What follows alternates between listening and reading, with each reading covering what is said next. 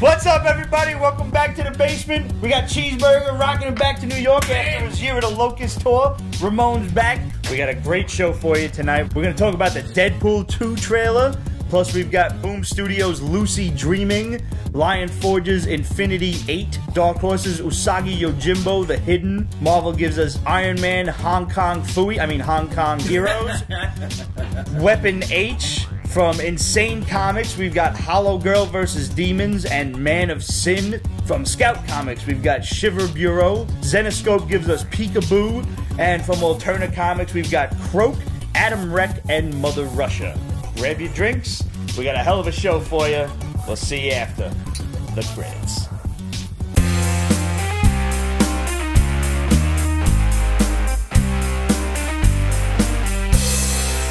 We hope you watched last week's episode, and we especially hope you watched last week's extras episode. That's gonna be my homework when I get home. Yeah, no, yeah. Because the drunken stupidity was like, it was actually above and beyond what the Pete's Basement Show is normally accustomed to. Is it worse than that? No, nothing's worse than the 400th episode. But it was up there. I wasn't even talking about that. I was talking about the actual 10th anniversary episode. Nothing was worse than that either. I wore a pirate hat that day. I don't even know where the pirate hat came from. I was here. I witnessed that firsthand. The pirate hat at some point materialized on my head. I don't know. No, it was not worse than that. Mostly because I was not the drunkest person in the room last week. Right, guys, you need to go and watch Pete's Basement Extras and check out Season 11, Episode 10, Raw and Uncut. This is the entire Periscope episode. So, man, welcome back from tour. How the fuck was it? You were the Locust rocking out. We've been following you on Instagram. Kicking ass, taking names, making friends with the guys from Starset, Palisades, and Grabbits. It was an amazing experience. I can't wait to do it again. Nice. I'm rocking my Year of the Locust tank top, by the way. I could see that. Yep, I figured it was the least I could do. The very least. That. And I also have a Year of the Locust t-shirt. You guys can get a hold of one for yourselves at yearoftheLocust.com, right? Yes, sir. And I highly recommend just do that. I want you to know, Pete fucked me up when he gave me this tank top.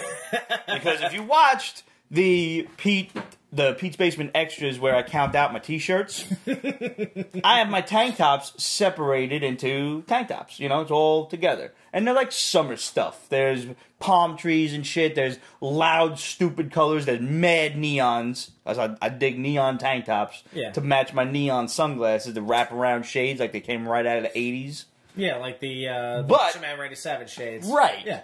Well, like closer to actually Bret the Hitman Hart. Yeah. Bingo. Okay. Yeah. The problem is, I have my band t-shirts in a particular drawer. Now, notice I said band t-shirts. I have my Year of the Locust t-shirt in that drawer. What am I going to do with a band tank top? The only band tank top I own. Well, see... I wanted to cut it in half like King Solomon. No, you don't have to do that. It goes in a class by itself. I don't got a drawer enough room to put it in a shit by itself. Want me to get you a glass case for it? I put it in the tank tops, Pete. I put it in the tank tops. You should have. That's exactly and half of my OCD was going crazy. Put it in with the band shirts. Put it with the band shirts. But then the other half would have been like, put it with the tank tops. I'm glad put the tank tops with the band shirt. We can't do that, but there's not enough room. You shut up. Anything I can do to help. The internet has made my OCD okay. It's okay. Well, it's never just okay. It's just there. Yeah. Yeah, that's true. So, great tour.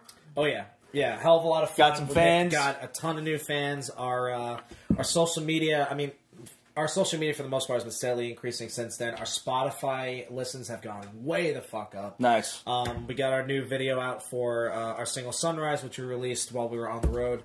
That's doing very well for us, too. And we got new shit coming down the pipe. So cool.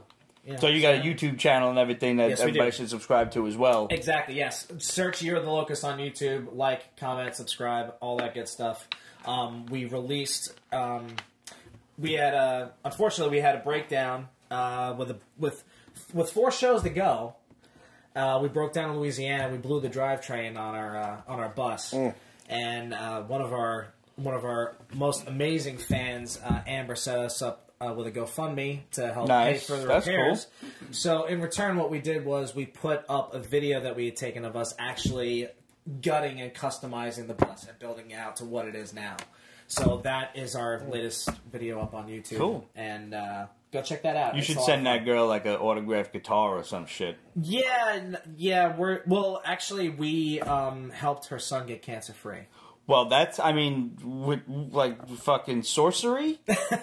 Well, no, we donated a little, we kicked in some money. She had started a GoFundMe for surgery for her son who had cancer, and we decided to kick in and help out because they helped us out last year. Yeah, so it's basically, you know, one hand scratching the other. They're helping us out because they love us. Now, let me ask you this. They're family now. They're not, absolutely. Not just fans, they're family. Yeah, no, and that is the way it has always come down with the basement. And the people who are involved with the basement is we very rarely call you guys fans. We always call you friends because that's what the basement has always been about, is making friends and making people feel welcome and accommodated and just like you're home, chilling with your boys, having a couple of drinks, or you're chilling at the bar or whatever. We want you guys to feel like you're friends first. And fans second, only when we ask you to hoover us out to all your other friends. Yeah, exactly. But no, that's actually really awesome, man. Yeah, and that's a great thing to do. Thank you, Amber. We love you. Thank you, Amber. Thank you. Let's pour a shot for her. Yeah. Let me ask you this now: Did you post about that particular thing, or like was yes, just like it was all over our social media, our official social media. A bunch of us posted and shared it on Facebook and all that stuff. Good. So yeah, it's all out there. A lot of high emotion, and you know, like, I mean, the amount of love that we've been getting from everybody has just been overwhelming, and it's a life-changing experience. Well, it absolutely is, and I want to capitalize on that a moment and just explain to you guys that much like the Basement Gives Back campaign, where you just try to do good things for people, like. Last week, my cousin Steve, Tommy, and I went to the Ronald McDonald House, which is a Segway house for kids with cancer and their families to stay at while they're getting treatment and whatnot. Yeah.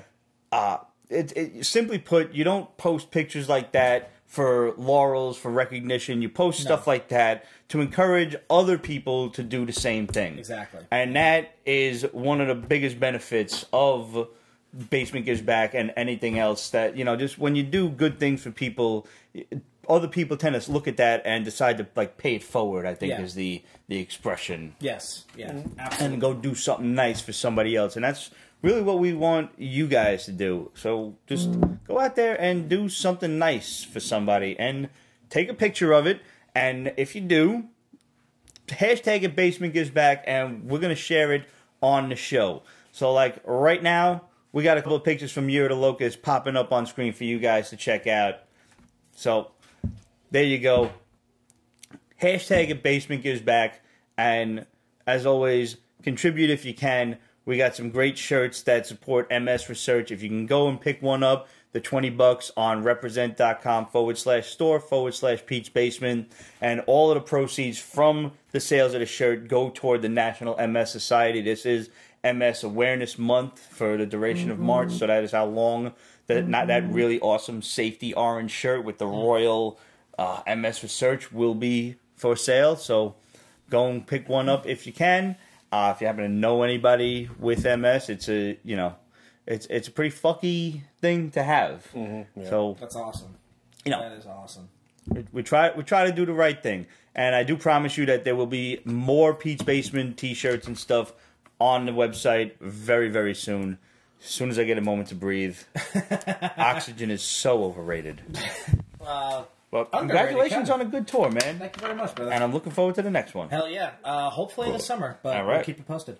You watch the Deadpool trailer? Yes. Dude. You seen this shit? Dude. Yeah, so... X-Force? Yeah. And everybody's like, Wakanda forever, and I think that was probably on purpose. Yeah. Yeah. Now... Look, can we just like throw a quick bomb out from the shadow? Like I've heard rumors that a certain one-eyed director of S.H.I.E.L.D. makes an appearance in Deadpool. No shit. We do not have confirmation on that yet, but We'll see what happens. I don't know. Fingers crossed, because that would be awesome. Just to throw a monkey wrench into everything. Yeah. Just because it's Deadpool, so you expect some kind of fuckery, you know? Yeah. I mean, this trailer it looks like Cable's the bad guy, basically. Yeah, well, that makes sense.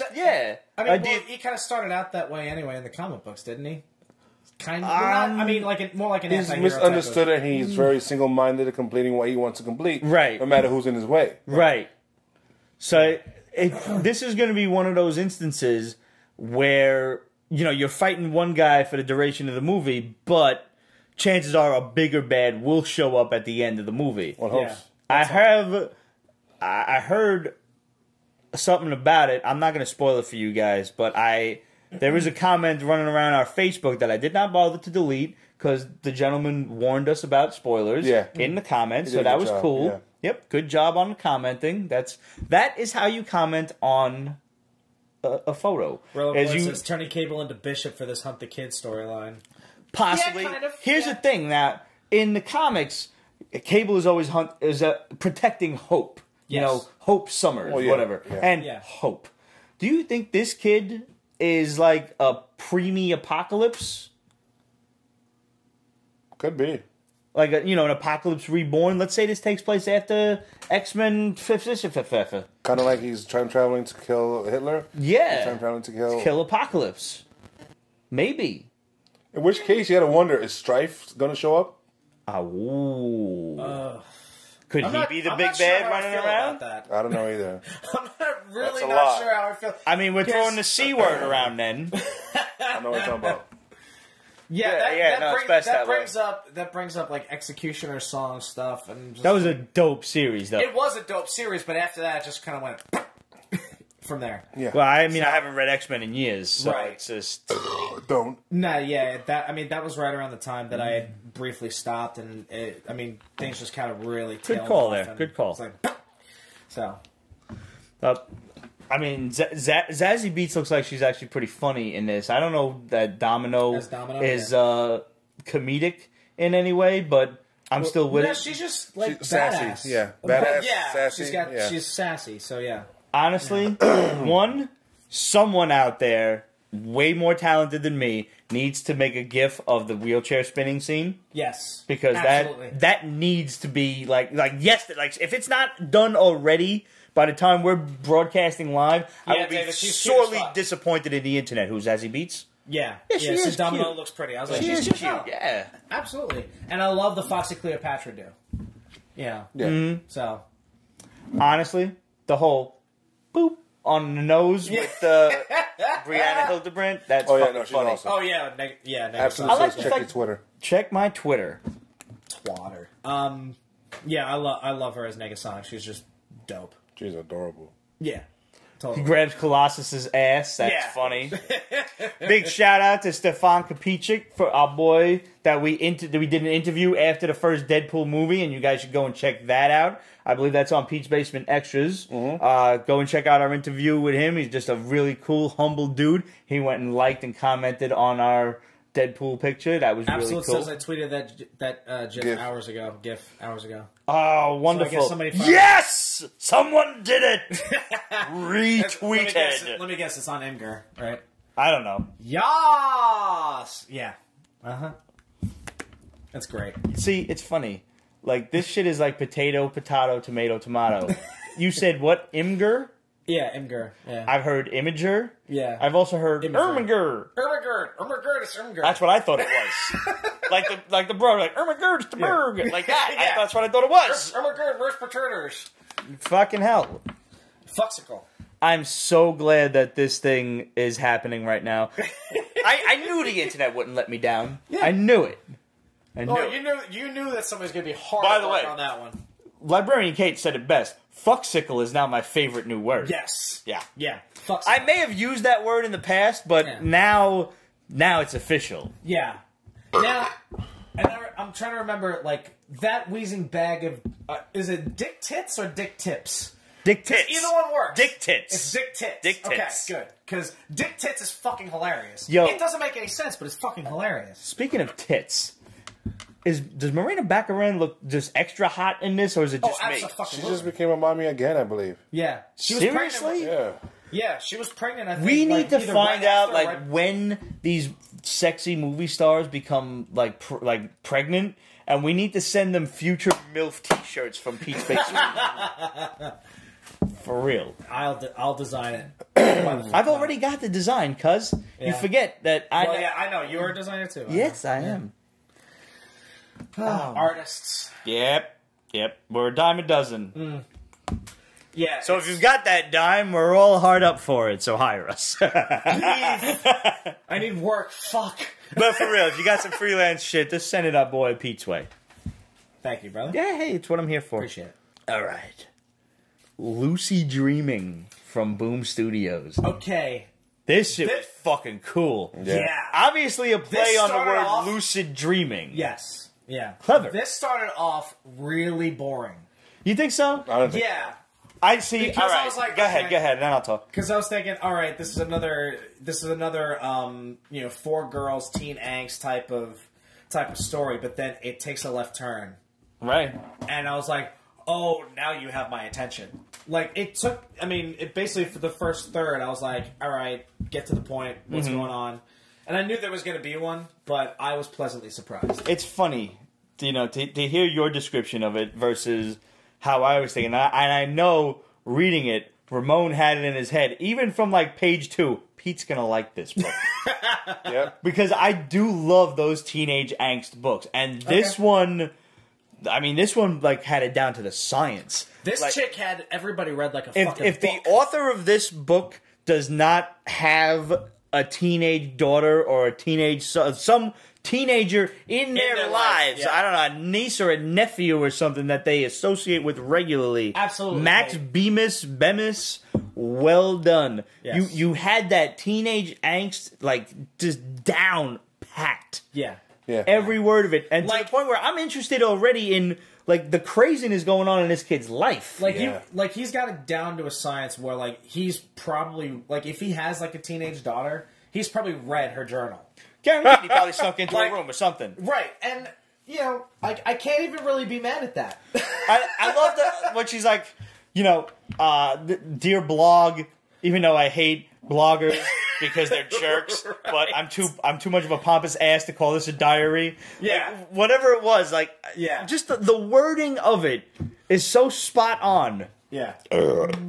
Basically, this is your daughter if you ever have one. Absolutely. Absolutely. Yeah. Oh my God. I don't think the gods would ever curse me that badly with a daughter. They probably would, though. They probably would. I could only just hope that she's a lesbian, though. Because no, I have a reason for this. Because I would. Why? Because you'd want to kill every single boy that you yes, bring home. I would need my wife. I know you well enough. I would need my wife to handle all of her relationship problems because I would Al Bundy this motherfucker like to the 10th power. Let me introduce. Yes, that is the time for the slide whistle. Let me introduce you to the rest of the family. Here's the banister. This is the doorknob. Bang. This is the big ass glass window pane in the middle door. Bang! As long as I don't introduce you to Uncle and Auntie fucking Katana, you're good.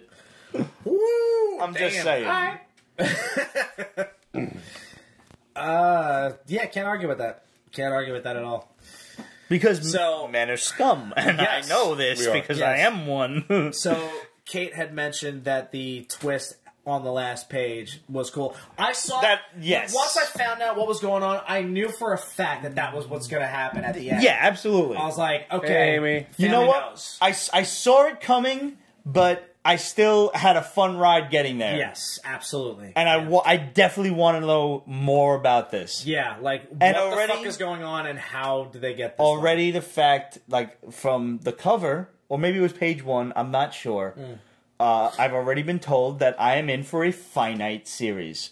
Cool. And I'm cool with that. Yeah. What was it, 5 or 6 issues? Whatever it was, that alone will make me buy the rest of it, because at this point, my time is precious. I am a comic book reader that reads a lot of shit. Yes. And not for nothing, we at the have to, basement because read we a love lot you. of actual shit. Yes, we do, because we love you. and we're trying to save you some dough. And you're sadistic also. I'm also Thank you, Amy. I'm also a bit of a masochist. So Oh, totally. Yeah. I put some dumb shit. Gluttons But for punishment. hey, wait a minute. I didn't have it on the list this week. Yes, you didn't. I didn't. How proud of you were you? I was very proud of you. Thank you.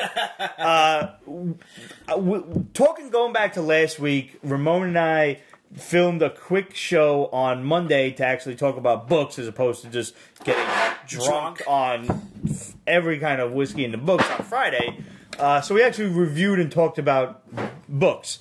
And it was decided that I am not the biggest fan of DC's Young Animals line. Okay. Like Shade the Changing Girl and Eternity Girl, and the other one was Groucho Marx Has a Cosmic Eye or something like that. Whatever it was. I don't care. Yeah, I don't care. That's not the title, but I'm making it up. I'm only half making it up. He is only half making it up. It's something like that. Somebody's got to create that comic book because Cosmetic Eye. What the fuck was it? There's two. The first one had a I'm thinking cybernetic Groucho eye, Marx finds and the now eye of he has an Agamotto interstellar and, something. Yeah, some shit. Yeah, Yeah, Intergalactic. Whatever it was, I didn't care. It was Volume 2 from another series that none of it is jump on friendly. I didn't like the first series. I'm not gonna like the second series. I'm good. It's the book's probably got its audience, not me. Sure. So I left it off the hall mercifully because every time Ramon sees this dumb shit, he feels compelled to read it. Right, and then he's for like, fuck me. you, Pete. And Fuck you, Pete. then he has to find out you didn't read it. You're a dick.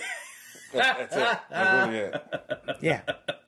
But Lucy Dreaming is a book you need to pick up. I love the back and forth that these guys have with the hall and everything else. That you guys just throw shit in to fuck each other up, and then I'm sitting there going, "Why the fuck am I reading this?" And I'm like, "Yeah." Mostly it's my fault. Honestly, sometimes I really do just do it to see Ramon's reaction. But I mean, this is 10 years of experience where you get to know somebody. Yeah, you guys, you're like a married fucking couple already. Yeah, we it's are. common law marriage at this point. I mean, maybe. It might be. Ramon's always down to the basement before I even get down here, and I live here. So, there you go. All right. Dark Horse's Usagi Yojimbo the Hidden. I liked it. This was kind of cool. All right, I tried to read this, and when it comes to black and white comics, I can't do just line art. I need shading because my eye gets... I'm looking at here, and then it's like the other one just looks in the back of my head it's all messing me up. Yeah, that's... Was it good, though? It's jump unfriendly. That's good. It's almost educational. It lets you know what a Ronin is, what a Shogun is. Yeah. And what is the... what was the term that they use for the Christian... it's that is in Chrysican or something like that, or something. Yeah, something like that. They're dealing. So right what is now. the concept here? What is the story right here? now? Usagi and people in Japan are dealing with the Christian cult, and the Shogun is determined for people to stay not Christian. Right. So they have to pass over something called a fumi-e. Which is a tile on the tile of the cross, and they have to stomp on it as they pass because that was just literally basically they're defiling, they're defiling it too. So for anybody that doesn't know, the shogun back in feudal Japan was basically kind of like the governor. Yeah, or he was pretty high up there in the feudal ranks, and a ronin was a samurai who without a master. He was now wandering the countryside. Yes, Usually the kind of guy that realized, wow, all of my other fellow samurai are assholes. Which is why Usagi or his master Yojimbo got killed. Is fucking awesome. Yeah. Yes, or his master gets killed. And he did not commit seppuku. Right. Yeah. Because fucking education on Pete's Basement. It's gross. I mean, you're eviscerating yourself. That's fucked up. And then... Or because you were in the potty or something while your fucking shogun's getting murdered. Yeah. Hey... Whatever. It turns out that stuff is real. I googled it. Yeah, all of that shit's real. No, not the seppuku. The whole Christian cult and everything. Yeah. The whole seppuku thing is. No, I've looked at it. And it is.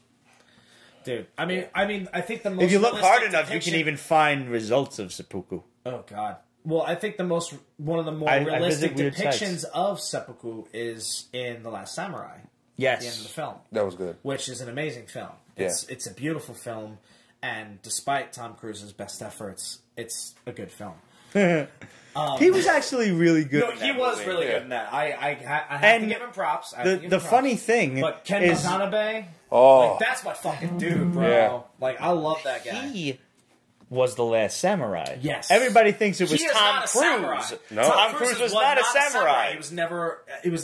No, nothing. He never went through any kind of ceremony or nothing like that. So He was trained like a samurai, but he was not a samurai. So the movie does not actually describe him. Right. He was just a white dude fighting for the Japanese. Yes. That's it. With a hot girl. With a hot girl. Whatever. With a hot girl. Yeah. But this was good? Yeah. There's a one shot or this is going to go on? It's a mini. Okay. Yeah, I think it's... Well, yeah, like all Dark Horse, It's- that's what they do. So the thing I actually I find intriguing about this is it's going to be like a detective-style story. Yeah. And, you know, I mean, I'm not too familiar with the Usagi Yojimbo comics, and I really should be because I absolutely love the shit out of the character. I loved him like, my first experience was when he showed up on Ninja Turtles. Right, yeah. In the cartoons. So I was like, this dude is awesome. He did actually show up in a cartoon? Yeah, he did. I only remember him I remember the toy, obviously. Yeah. Oh, yeah, definitely the toy, but the toy was because they I'm pretty sure he showed up in the comic. He speaks very In the soft tones cartoon. and stuff, yeah. Wow, Yeah. I gotta remember. Yes, he's Go back to soft-spoken, he's Yeah. very zen, so him and Leonardo, I mean, they clash at the end, but then they become best buddies, and Leonardo's one of my favorites, so there you go. Which is funny because it's tortoise in the hair.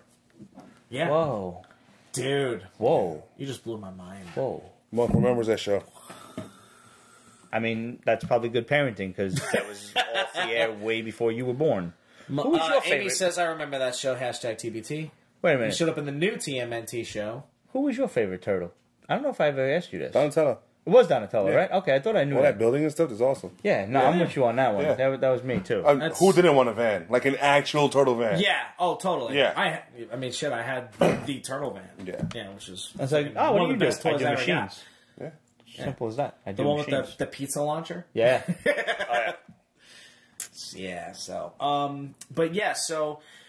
You know, him acting in this capacity is pretty intriguing. So I'd like to read more. But I get your point about the artwork, that it's just line art. There's no shading. It was just difficult for me to follow. If I would have took a little bit more time to read it, I probably would have been really interested in it. So I just kind of skimmed. It also doesn't help that they're all rabbits.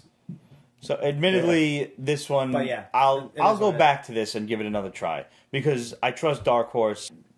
You had told me to read Lion Forge's Infinity 8. I did not get to it, unfortunately. This was cool. It was cool. And a little This extra. was very cool. All right, so I guess this takes me in the far freaking future. Yeah, And she's like this is security officer for this massive spaceship traveling. Yeah. with like 800,000 people. So they're traveling Beings, to the not all traveling humans. to Okay. the Andromeda Galaxy, which is the next closest Yeah, galaxy it's to right the over Milky Way. there. Yeah, it's right It's like on, our neighbor. to the left. Yeah, so they're traveling through dark space. Which is actually going to crash into us in a few billion years. Just so you Yeah, we'll all be dead and gone, but that's all right. Not my problem. Not my chair, not my problem. Yeah, exactly. Whose chair is that? So, it's all... Yeah, 880,000 individuals from, like, over 500 different species of aliens and Terrans and all that stuff. And this chick is walking around scanning everybody to try to find a biological match to procreate. All right. And this bitch has got it going on. I'm just saying. No, she's drawn very, like, she's it. Hot. Oh, yeah. Yeah. Yeah. Now, is she a human? She's a human. Okay. She's a Terran. So, they stumble across some sort of debris field in dark space, of all things. Yeah. And she's got to go out and investigate. And what she finds out is that this is kind of some sort of space mausoleum. Ah. Yeah, everything that's It's there is really dead fucking stuff. weird. It's all... Dead ship full of dead people. Yeah. A floating cemetery. Like a chunk of a mountain or something with. Like, How's the dead artwork people. for all of this stuff? It's pretty good. It's Yeah? pretty good. It's pretty good. Yeah. All right. And it turns out there's a group of aliens on the ship that eat are... Yeah. dead stuff. Okay, so they're like, hey, picnic. But the twist about it is that Should we they throw the cheese down? Throw the cheese down there. Spoiler alert. These things actually take on the personality of whatever it is they consume. That's fucked up. Yeah. It gets fucking Yes. It gets really weird and trippy. weird. It's like, let's get weird. Because aliens eating other aliens, picking up the habits of those aliens. Right. It's like some weird chew thing. Yeah, and absolutely. Some aliens are bigger than others. A couple of these guys are trying to bite off a little bit more than they can chew, and that's where it leaves off for the next issue, which could really fuck things up for the Infinity. So, the Infinity is what? Is the spaceship? It's the spaceship, yeah. Okay, so that's her name and whatnot? Well, that's the name of the Yeah, she has a name. I forgot it. Yoko? No, the ship is called the Infinity. Yeah. Is it like the movie Life Force? I've never seen that movie. Yeah. It says what up. I don't remember much of that movie after the tits. Because those were There were tits epic. in this. Were there? There were tits in this. All right. There were tits in this book, yes. If I would look through that, I can probably compare those tits to Life Force. You probably could. Have you never seen Life Force? The name escapes me. It's pretty epic rack. Not for nothing. I mean, it's a quintessential 80s movie. No idea. Okay.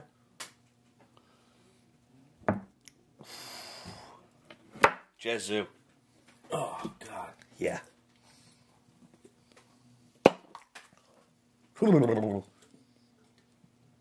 Yuck. Mm-hmm. Yeah, just yuck. Red Knight just says, just got out of watching Pacific Rim Uprising. Do you guys plan? Wow, that shit is out already? Came out tonight. Oh. I think. Which, I enjoyed the first one immensely. Oh, sure. Though I waited for DVD. Right. So I may I saw it in the theater in 3D. Did you? In 3D, it was awesome. And I'm a big fan of Charlie Hunnam. I love him because he's in Sons of Anarchy. So, that whole thing, yeah. I kind of disappointed that he's not in the... Yes. He's not in the sequel, but that'll be explained. Oh, my God. I told you, Matilda May. Good Lord. Yeah, Life Those Force, are, like, bro. perfect. Life Force. Ron Perlman was great. I didn't know he was in that. Okay. In what? Sons of Anarchy? Oh, yeah. Sons of Anarchy, he was fucking phenomenal in that. Yeah, that's what I think they're talking about. Probably, yeah. Kate says, I like Pacific Rim a lot more than I thought. Yeah, it's a fun... I mean, the first one is a fun fucking flick. I liked it, yeah. Yeah. Don't spoil it, Red, but I'm really hoping that when these like creatures join together, that the other guys in the Jaegers decide that we got to form Voltron. That's all I'm saying. And if that shit does not happen, I'm walking out of that theater upset. Dude, I know, was it Season 5, I think, is coming out? Or Season 5 just came out. Okay, so I started Season 4. I fucking love the shit out of Yo, this show, Voltron bro. is dope, man. It's so good. Yes. I Dude, told you. I'm so happy. I actually still have to start Season 4. And admittedly, I still have to start Jessica Jones. I have to do that. Dude, I still haven't started The Punisher. Dude, just what are you doing? Come on. Dude, I know. I've had to, limited data on the road. I can't. Punisher is great, man. Ron Perlman was in the Pacific Rim movie. Oh, wow. All right. Yeah, he was in the Pacific Rim movie, and he was great in that as well. He had a very small bit part. He was in, I guess, Hong Kong or whatever as not an occult dealer, but just like a black market dealer. Yeah. I remember a lot of things, so it's all right. Yeah, so he has a very small part in it. It's because it's Benicio del Toro. Sure. Not Benicio del Toro, Guillermo del Toro, who directed it. So they're practically cousins. They're like Same they're like this though. Rob Perlman and Guillermo, they're like this. So he's gonna do something for him no matter what. Yes, and the end credit was fucking hilarious in the first one because that was when he dug himself out of the larva. Yeah, that was fucking funny as shit. Don't remember at all. Where the fuck is my shoe? Since I've seen it. Where's my goddamn shoe? All right, Iron Man and Hong Kong Heroes. This gets my vote for best artwork of the week. Really? Hands fucking down. It was very good. It's painted. It's gorgeous. Yeah. How's the story though? Because I kept looking at this thing and thinking Hong Kong Phooey. No, it's not that. It's kind of interesting. Because Stark had started a Hong Kong division of Stark Enterprises, and the chief scientist builds a miniature version of the Iron Man suit, not as heavy with the capabilities, but still pretty badass. But see, the problem I have with this is that this book should be an Avengers book because the Avengers are involved. It starts off with Doctor Strange and Baron Mordo fighting over this one relic or this one place that Strange is in control of. He's got to send it to Earth in order to save it, and he enlists the help of the Avengers. I'm like, where does Iron Man come in all this? It's because Zola has teamed up with Baron Mordo to do all this shit. So this should really be an Avengers book. That's an interesting team up. Yeah. It is. I mean, everything is an Avengers book these days. I'm almost happy to see it being a mini and having the Avengers guest star in it. Right. I think it was it a one-shot? I don't know if it's a one-shot story. I don't know if it's going to be a one-off, though. No, I'm not sure. She's going to be around. Because this is pretty much Marvel branching out into the Chinese market. And like what? Like Superman, like the new Superman did over in DC? Yeah. Kind of. Because the chief scientist's sister is an agent with S.H.I.E.L.D. She puts on the suit when this attack happens. Okay. And her sister supports her. Yeah, her sister supports her, so they work very well as a team, which is kind of cool. It's a nice dynamic. I think it would do well as as its own book. But if it doesn't have support from the other Avengers, it's going to fail. Yeah, it should. Yeah, I think it should. But yeah, I mean, if it develops itself for a Chinese market, it'll succeed at least over there. Right. Which is, I think, kind of what the new Superman is doing over at DC. Yeah, they've done everything Asian. I mean, I read the first story and it wasn't for me, but the first issue rather. But that's not to say that it doesn't have its market. Right. Look, I mean, every Chinese American who be like, hey, finally a superhero worth talking about. Yeah. Yeah, because Amadeus Cho is pretty much American. Amadeus Cho's been. I liked him better when he was just Boy Genius. Yes. I don't like him as the Hulk. Nor do I. You could have had a stint as the Hulk, but that stint now has lasted entirely too long. Yeah. I'm glad Banner's back. But speaking of the Hulk, good segue, by the way. Weapon H. Ugh. Okay, here's the thing. Here's the thing about this. First of all, if this was not written by Greg Pak, I wouldn't have even bothered. Me neither. Yeah, that is the only reason I read this. He's the only reason why this book is even readable. Absolutely. I agree with Greg Pak absolutely, because awesome. You took a character that should have been a one-off epic villain. Yeah. Yes. And you made him a superhero. First of all, okay, here's the thing. Now, Weapon X is developing this program to make a super soldier. The ultimate now super soldier. You talk about the Hulk mixed with Wolverine. Something like that, in comic book terms, is devastating. Yeah. Like, you've got something as big and strong as the Hulk and as indestructible as Wolverine. Yeah. I mean, technically, the Hulk has a healing factor. The Hulk has a healing factor, but now you're putting adamantium and claws into the Hulk. Which I don't know, because I didn't bother reading his origin in in the other books. Yeah. How does he keep the adamantium when he shrinks down to human form? Because if he's Hulk, his fist is like this big, and the claws are like machetes, right? Yeah. True. So you're saying, how do they grow along with him? Yeah. Yeah. Well, I don't know. I think that's a letter you should write to the. No. I think you should write to Greg Pak and ask him that. No. That's the loophole that kind of gets me. See, but here's my thing. Now, they do a nice job of explaining in the beginning of this book, just in case you have not read the miniseries of Weapon H that has been crossing over between Old Man Logan and, like, I don't know if it's X-Force or we're in the Hulk. The Weapon X team. Yeah, and the Weapon X shell, like, I didn't care. Neither. I read the first one. I tried to get into it. I'm like, yeah. But it's kind of... it should have been a great villain. And then, again... They've taken a great villain and turned it into a superhero. Right. But here's the thing. Now, this guy was a Marine of some kind or whatever. He was a soldier. Military training, whatever. And he's working for this, like, Black Ops group named Eagle Star or some shit like that. Yeah. So he decides... They fake his death to protect his wife and kid. But here's the fucking thing. He turns on his entire battalion because, for legitimate reason, they were contracted, whatever. They were hired... Their mission was to kill everybody in this town. Yeah. And he says, no, these are innocent people. We can't do this. Yes, we can. We have to. Blah, blah, blah. Shoot him up. Yep. Killed. So he's obviously the moral backbone of the story. Mm-hmm. Yes. Why, if you are trying to create the ultimate super soldier, do you send this guy, this moral high ground dude, off to the Weapon X program? It doesn't make sense to me. Oh, they figured they could do some brainwashing. Fuck that. You send a murderous scumbag over. Like me. You want somebody you can also control. If you get the powers of the Hulk and Wolverine, you would be hard to control. Admittedly.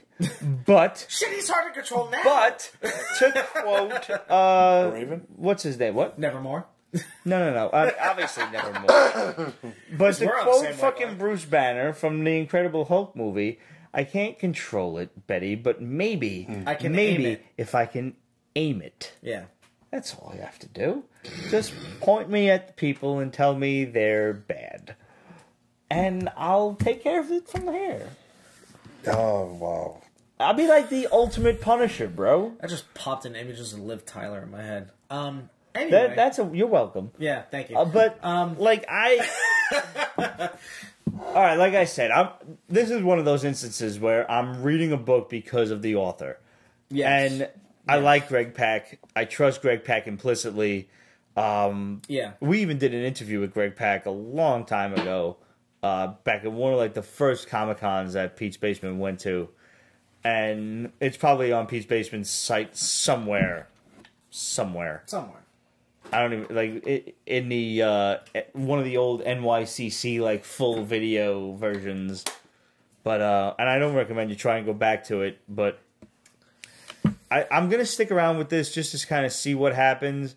Mostly because in my head I get to say Wendigo from the old X-Men arcade game. That was exactly what popped in my head when I That's saw exactly that. what you should have. Yeah, That's exactly what's supposed to happen. Wendigo will, and then because you don't wait for him to you keep hitting him. Yes. And especially if you've downloaded it on PlayStation Network, where you have infinite lives, you just keep doing the super until he dies. Yes. Mercilessly. Welcome David to Peralta die. says Greg Pak signed his Planet Hulk hardcover book. That's Nice. dope. Greg Pak is awesome. He's a really cool good dude. Yeah. Season 1, episode 16. What? Season 1, episode 16. Thank you, Steve Encyclopedia. Jesus Christ. Go to sleep, Steve. Encyclopedia Bristevica. A lot of people don't get that joke because they're young. Yeah. Peralta says, I have the pictures for proof. You need to share that with us and tag us in that. I think you should tag that. I think that'd be a pretty cool tag. That's pretty cool. That being said, it wasn't a terrible book. It wasn't. No. I'm not getting it. I'm gonna try. I'm gonna give it 3 and see where it goes. Yeah. Just for the hell of it. Okay. I can't by the way, now they've involved Doctor Strange in this. And what? In Weapon H at the end. Oh yeah, because Wendigo. Yeah, because there's the Wendigo, and you're bigger and stronger than we've ever seen you before, and something way worse. Yeah. Now the reason I bring up Doctor Strange is because we've been reading this Damnation book with him versus like a casino owning Mephisto, which is pretty dope. I haven't caught up with it. I read issue 2. I didn't read issue 3. It's out this week. Issue 2 came out last week or the week before that. But here's something I didn't notice. When in the comic shop, there's 2 different versions of the Doctor Strange Damnation cover. One says Damnation. The other is like a little piece of censored tape on top, and it says Tar Nation. Tarnation. What in Tarnation? Tarnation accessories. Like, where is it necessary that this G-rated Tarnation book is necessary? Have you not seen this? Mm. Oh, well, the picture's popping up on screen for everybody right now. Okay. Doctor Strange Tarnation. I don't know, that amused me more than offended me. It was just like something I felt I had to bring up because you hadn't mentioned it. Nobody else had mentioned it. I hadn't seen it mentioned anywhere on the geek sites or anything. So I just wanted to bring it up to you guys. Doctor Strange Tarnation. Fair enough. Whatever. All right. We're going to take a pause a minute because I really got to pee. So here's what you're going to do. You're going to fill up some shots. I'm going to run over there to the bathroom. And unlike a certain somebody, our buddy from last week, I'm going to do my best not to fall out of the bathroom. And if you want to know what I'm talking about, Greg. you said his name. I'm sorry. You totally did. You did. You blew up sorry. spots. You should go and watch the Pete's Basement Extras, Season 11, Episode 10, Uncut and Raw. Go and subscribe to Pete's Basement Extras. Go and like the videos, comment on the videos, because it only helps us out, and we thank you guys for that so much. And right now, while we're on the subject, I want to read off a couple of fun comments from... Did you have to pee? Yeah, I do, but I'm a grown-ass man, and I can fucking hold it. He's a I've been holding it for 4 books now. I can hold it a little bit longer. I can't really argue So, on the Pete's Basement Extras video... What do you got for us? Nothing. for once. On the Pete's Basement Extras video, which I highly encourage you all to go and watch. Like, pause this video right now. Go and find Pete's Basement Extras and watch Season 11, Episode 10, Raw, Live, and Uncut. Fallen Low Life. That's, alright, that's a great YouTube tag. That's good. Took me a minute. I thought it was like Fallon for Life, but I'm like, no, I'm reading that wrong. You're not a Jimmy Fallon fan. That's Fallen Low Life. Awesome. If I wasn't blind, I would have got that on the first shot. Having seen this from the beginning, I now understand where Greg went wrong. Mixing drinks after drinking all day. The man is a champion. Laugh out loud. What we at Year of the Locust like to call a fackin' champion. Let's just drink to that, shall we? All right. He's Salud. a champion.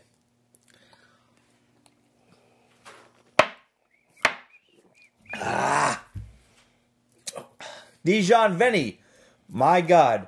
I don't know who's crazier. You for posting this unedited and raw, or me for watching this whole thing? Definitely you for watching it. There was an ass crack in this show. There was my buddy's ass crack. Yes. Only, I believe, the second ass crack to ever grace the Pete's Basement show. And if anybody out there is watching this, and you want to go find the first ass crack, I'm not telling you where it is. I'll send you something really cool. Really cool. That's all I'm telling you, is there is an ass crack. Now what you have to do is go watch every single episode of Pete's Basement to find it. Mm-hmm. And finally, Chris Cooper said, this episode is Pete's Basement insanity. And that's saying a lot. I want to party with you guys.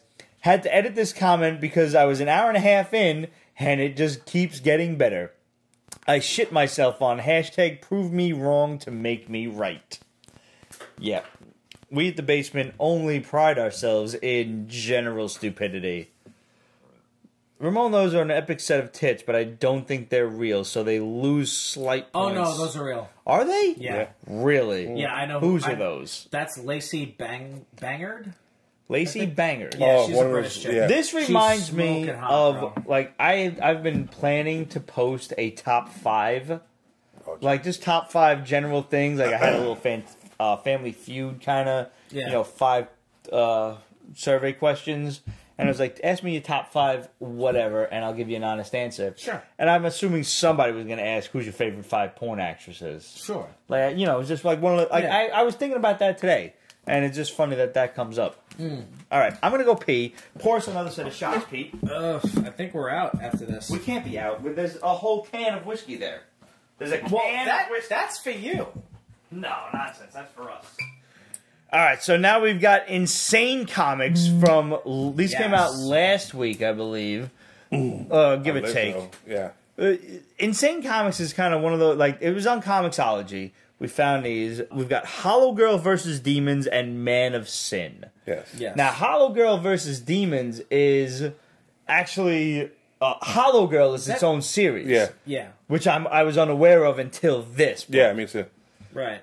So now, in Hollow Girl, you've got this woman who is like touched by spirits. She can see spirits. She's got spirits following her around. Spirits? Right. Not those kind of spirits. Not those Not kind yet. of Soon. As soon as this nonsense is done. And these spirits are looking for vengeance. Yes. So they kind of follow her around, inadvertently contracting her to kill whoever they want dead. Yes. And then they'll leave her alone. So that they can be at peace. Right. Basically. So she wears this weird, like, doll kind of mask. Yeah. Kind of like a Phantom of the Opera style mask. Yeah. And she teams up in this book for a one-shot with this guy who is the son... Ace Carter, I think is his name? Is the son of a priest who I think is the one who trained Hollow Girl. Because she keeps saying you're the son of the priest. Yes. You know the priest. Because the priest... This is my first experience with this book. So his father's in prison in hell right now. Yeah. So very supernatural, this by the book, way. This book got my vote for Book of the Week. Really? Yeah. Okay. Just because, number one, it was intriguing as hell. It sounds like a fun book, and it seems like something that I want to get into more of. Yeah. It is a fun book, number one. Number two, the artwork, even though it's black and white, is fucking phenomenal. It is. It's absolutely amazing. This has what you're looking for. It's got gradation, no, absolutely. The artwork, like for black and white art, this is what I want in black and white art. It was honestly like reading, to me, it was like reading a dubbed manga. Kind of. Like some of the dialogue may have seemed a bit off. Because I read the afterword, and it was like, I don't know, a Brit living in Chechnya or wherever this guy was from, Slovakia, some shit. One of them Eastern European countries. And I'm intrigued by this, but we didn't get a hold of Insane Comics too often. No. They are few and far between, and when they show up on Comixology, we grab them. But this was good. And it did interest me not only in the life and times of this guy, the secret agent, whatever. I can't remember his name. What'd you say? Ace Carter or something? I believe that's his name. Ace something. Yeah. I don't remember his last name, truthfully. Yeah. But Hollow Girl has been a series apparently for a while, and this is going to take a little bit more research on the Basement's part to find out about. Yeah. Because I'm honestly more interested in her than I am him. Yes. And I don't know if that was the point of this all or what.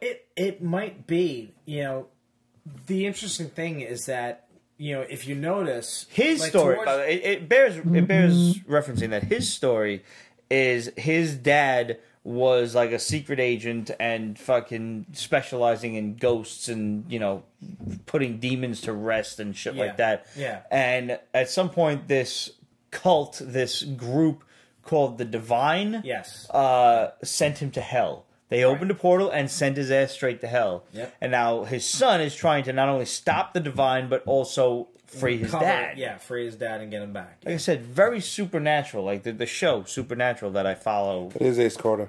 It is Ace Carter. Okay. I just have the worst memory in history. It's not like it wasn't a memorable book. It's a good book. Yeah. Hollow Girl versus Demons from Luke Cooper and art by Tyler Carpenter. Yeah, the artwork's fucking phenomenal. It's a good book. It's good art. It's like reading a manga. Yeah, and it really gets that way in the final 2 or 3 pages of the book, where it fast forwards to where Ace Carter finally calls in that favor. Right, and it's like several months later. Right, it's several months later, and he's hot on the trail of something, and he calls in. And now, will this be a mini-series that's forthcoming? I hope so. Yeah. Because this has me really interested. Good. It really does. And honestly, I can see this being a fucking movie. Oh, yeah. It's definitely an animated feature. A lot of studios are doing that, like putting this stuff out there so that it can be picked up, because that's where the money's at. Oh, sure. Not for nothing, like how you feel about... I enjoyed this book. I did. Yeah. But how you feel about this one is how I felt about Man of Sin. Okay. And now in this book, this guy is tormented by the death of his son, who was kidnapped by someone who knows him. Yeah, you don't know if he's dead or alive. You don't know if he's dead or alive. You don't. And you don't even know if he was captured, because he's the only one that heard that voice. Right, yeah. And all he can hear is his son calls him, and he's at a bar with his friend, and he ends the call. Yeah. And he gets a voice message from his son that says, "Hey, Dad, is Mom okay? She's supposed to pick me up from school, and she's never really late, so something's up." And then in the background, you hear, hello, whatever his name was. I don't remember. Jordan. Hello, that's Jordan. And he's like, no, I heard it. I heard a voice say, hello, Jordan. Whoever took him knows him. And no, he is dead because they found his body. They did find a body, as I recall reading in the book. And his wife was like distraught, and she couldn't deal with it. She left him a lot because he was busy fucking drinking and hanging out with his boy and not answering the call that his son fucking called him. He was the one who was supposed to pick him up, though. Could you imagine, though, the guilt that you would feel? Like, if somebody important to you called you and you're like, next time. Because, honestly, in this day and age... no next time. In this day and age, when is calling acceptable? When it's an emergency. Sure. When it's an absolute dire straits emergency. But how many of us actually adhere to that? Right. Because how many times do we see our phone ring? Like, you'll just look at the motherfucker and be like... And you can't do nothing else on the phone that you want to do. You can't go on Instagram. You can't go on Twitter. You can't do nothing. You can't text nobody until this motherfucker is done calling you. And this is why my voicemail specifically says, stop what you're doing. Ask yourself, is this textable? See, I've never heard your voicemail. Because you've never called me. Nope. That's true. Honest to God, if you called me, I haven't actually I called would you answer, in years. and I think you were fucking dying. Yeah. And, you know, my father has asked me, like, he's called me occasionally, and I've not answered, and he said, well, what if I was dropping dead? And I said, well, then, Dad, you probably should have been calling 911 and not me. Just a thought. Oh, my God. Just a thought. How does he reply to that statement? You're an asshole. Which is an apt response. Text me, I'm in the ambulance, I'm going to the fucking hospital. I'll meet you there. I'll meet you right there. Now I have visual proof to show my boss, yo, I gotta leave work. Deuces. Question, what do you think of Chris Evans leaving after... See, that's not Avengers confirmed, 4? though. It's not confirmed. No part of it is confirmed. There's no one whose contract is technically up at the end of Infinity War that is confirmed to be leaving yet. Honestly, you won't find any of it, that is confirmed until after Infinity War. Like Jason said, he wants more money. Yeah, everybody wants more money. And rightfully so, because Especially Disney can afford it. got paid. RDJ is getting $50 million per movie. Yes, he's Are getting you percentage kidding? cuts. Now he's not even. He gets a he's chunk of ridiculous. cash, It's just and then he gets more. stupid money. Not the Avengers 8 for crying out loud. Like, honestly, give them time. Let's discuss this during Avengers 4, whatever that title may be. Probably going to be Silver Surfer. But that's besides the point. Yes, please. Oh, we do have a bomb. We have plenty. But, actually, we have a bomb that's almost, like, confirmed. We talked about 100 years ago on The Basement, which is probably, like, 2 years, realistically. In the year 2000. That the Silver Surfer and Galactus were the final scene in Avengers: The Infinity War. We actually, this was back when it was Avengers: Infinity War Parts 1 and 2, that we said this. Mm-hmm. That the war with Thanos would put the Earth on a greater scale of global war, of intergalactic war. And it would put the Earth on the Silver Surfer's radar.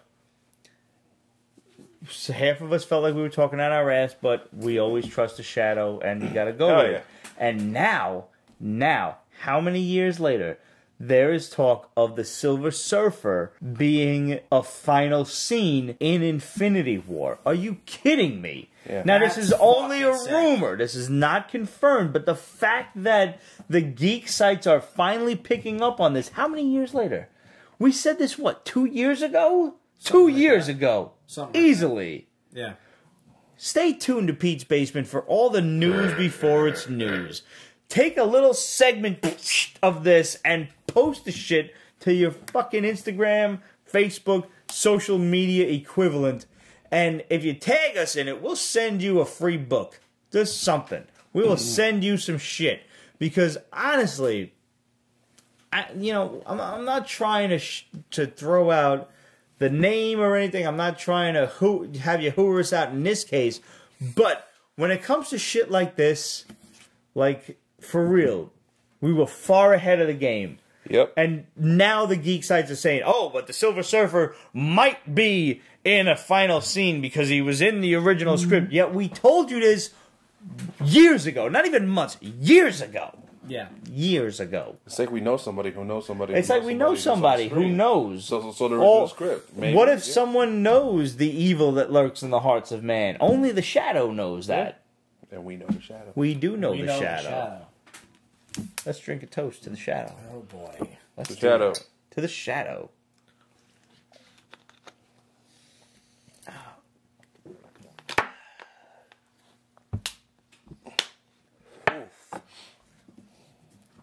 So anyway, yeah, the Silver Surfer thing's finally going around. The culmination of that rumor was that the Baxter Building was bought by Reed Richards. I'm sorry, Avengers Tower was bought by Reed Richards, which will become the Baxter Building. And Reed narrowly ebbed out Victor Von Doom and Norman Osborn for purchase of the building. So we'll see what happens. That's cool. That really is cool. And it gains a lot of credence when, you're talking about potential Doctor Strange sequel, which is the only one not announced. Like, there have been movies after him that have been announced. Yeah. Spider-Man, Black Panther, Ant-Man, etc. Like, absolute ass. Do you think he's broken by the Ebony Maw, whatever his name is? Ebony Maw? Yeah, like he is in the comic book. He's too new to be broken. Yeah, I don't think that'll weigh too heavily. I think they'll fix that in the movie. I think his sequel is being held off because another bomb from the Shadow was they were talking about making it Triumph and Torment with Doctor Doom. Which would be fucking amazing. Which, if you've never read, is one of the PB top picks. It's required reading at this point. Oh my god, it's so good. It's such a great book. It really is. If you're not following the hashtag PB top picks, I highly recommend you do it. I don't post every week, but I do post like at least once, twice a month. PB Top Picks is only the best stories you will ever read in comics, ever. Hands down. Yeah. These are the books I can... best of the best of the best. I can assure you that by my recommendation, or the guy's recommendation, that these are the books that will never steer you wrong. I promise you that. You will leave this book and hope that there's more coming. I mean, among them... You've got the Luna Brothers, the Sword. I actually haven't posted those yet, but yes, that is coming. Yeah, so Joe Hill's The Cape, right. Lock and Key, Johnny the Homicidal Maniac, Shirtless Bear Fighter is coming. It hasn't been posted yet, but Shirtless Bear Fighter is so good. What's that? Big Man Problems. Oh my God, Peter Dinklage is made for this role. This needs to be a movie. Big Man Problems is one of those books that I can't possibly recommend enough. What if the Punisher was a midget? That's Big Man Problems. It really is. Oh my God. And I'm not trying to be offensive and shit by saying midget. First of all, if I were a midget, and I mean I'm like 5'3" on a good day, so like I'm close. But if I were, little person seems more offensive to me than the word midget. I'm not a midget, so I don't know. I'm not a little person, so I don't know. But I'm just saying, I'm not saying midget with the term of, like, offensiveness. I got you. It's just, holy fuck, just go out and read this book, damn it. Like, just read the book. It's so sick. Staples a guy's hand. No. Leave just it. No. staples his hand to That's beep. it. That's it. Just, yeah. Read the book. Holy shit, read the book. The Town Called Dragon. Remember that shit? Is Thomas Alsop? Thomas Alsop is on there. That was one of the first. It better be on there. By Chris Miskowitz and Paley Schmidt, yes. Grant Lantern asks, who do you think Peter Dinklage is playing in Infinity War? I think he's the voice of Ebony Maw. Or... He's a great voice. Or... I think he might make a part as Pip the Troll. I hope not. I mean... That would be kind of cool. Let's examine the idea that maybe... with that voice, that he's the Silver Surfer. Could you just imagine that? Like, just let's just geek out for a moment. Could you imagine? He has a great voice. He does have a great voice. I actually can't see that. However, the fact that they got Lawrence Fishburne to do the voice of the Silver Surfer in the shitty film, but was probably the only stroke of genius about that film that I love. But my man LF is Black Goliath in the MCU, right? And there is, I don't think I have a favorite African American actor besides Lawrence Fishburne. Oh yeah, he's amazing. But I have a lot. I have a lot that I like. You know, Jamie Foxx. Sure. Martin Lawrence. All these blue chips, not blue chips. Fucking Blue Streak. Bernie is ridiculous. Mac. Rest in peace, man. Yeah. God bless you. But Lawrence Fishburne, if you motherfuckers out there have never seen Five Fingers, get that shit somehow. I don't even know if Netflix has it now. Probably not. This movie was banned in the U.S. for like 10 years. It's Ryan Philippe, whatever his name is. Okay. And Lawrence Fishburne. See this movie. I can't tell you anything more about it. It's so fucking good. It is so fucking good. Have you seen this shit? I've seen bits and pieces. No. Unacceptable. Have you seen till the end? I haven't seen this. No. You have not. I have not you have seen no this idea what the end of the movie entails. No. Okay.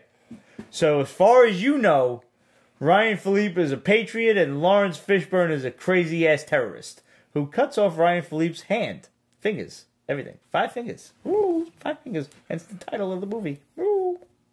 Hi. You've never seen anything beyond that? No. Oh my god. I wish I could be in your shoes to experience this movie again for the first time. Because my jaw hit the floor at the end of the movie. Okay. You need to see this. 5 fingers.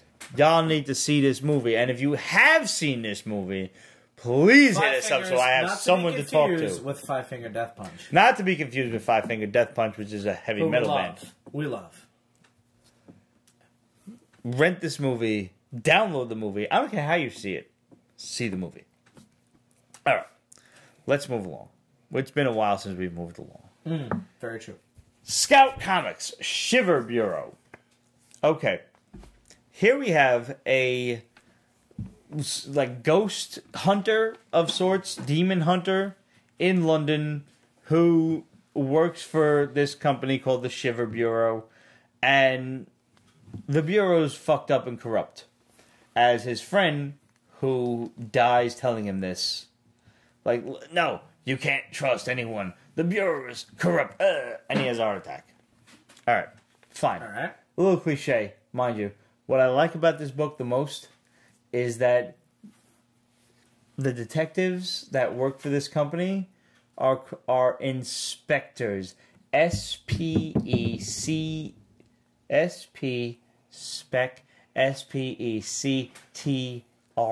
Spectre. Inspector. Okay. Inspector. Like a spectre. Like the spectre. Yeah, inspector. Okay. Sorry it took me a bit to spell that out for you guys. I've been drinking.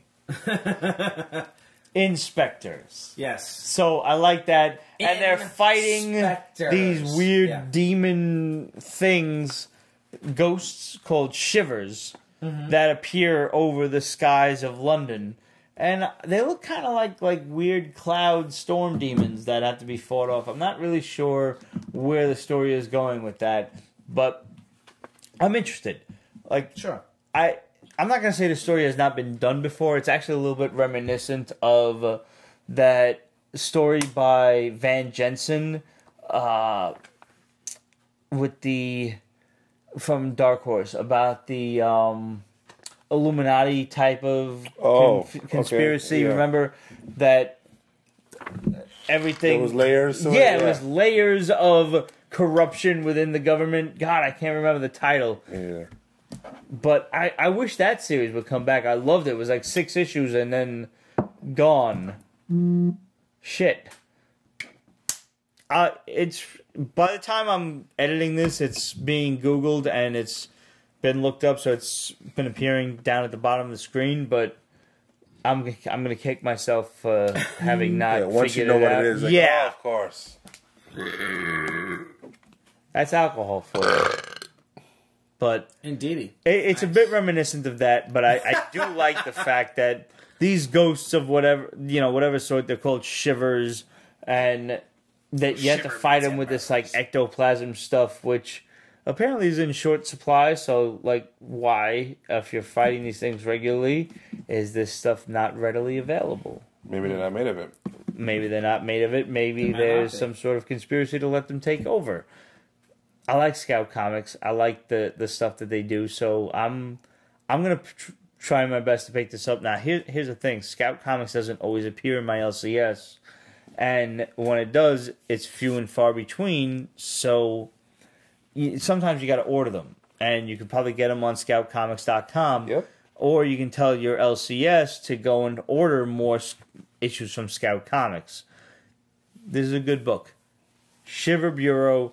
I thought this dude was Jack Frost, not for nothing. Yeah, because he's kind of dressed in like a snow outfit and whatnot. Yeah. But he's just a lowly old dude who works for the government that is dealing with ghosts and spooks and phantoms and whatnot.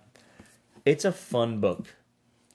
And I like the dynamic between him and this other girl, another female agent who, she's like, all right, I'm going to take you to see the head guy. He's like, no, he's a friend of mine. Would you be my friend? She's like, no, I don't like you. And, she brings him to the house. She's like, all right, the stairs are over there. And he climbs up all fucking 800 steps. And finally, like, the guards are like, all right, you stepped in shit now, dude. And he's like, no, what's going on? And they get the message like, no, he's supposed to be here. Like, let him in. And he's like, well, why didn't you take the elevator? It's like, elevator? This bitch didn't even tell me about no elevator. Like, it's kind of funny. It keeps you going in that regard. So, I'm in. I'm in for at least 3 issues. I want to see where it's going. Okay. All right. I enjoyed it immensely. Cryptocracy. Cryptocracy. Who said it? I said it. You said it. Oh, yeah. Steve! Yeah. Thanks, Steve! Well, I don't have to send nobody nothing because Steve answered the question.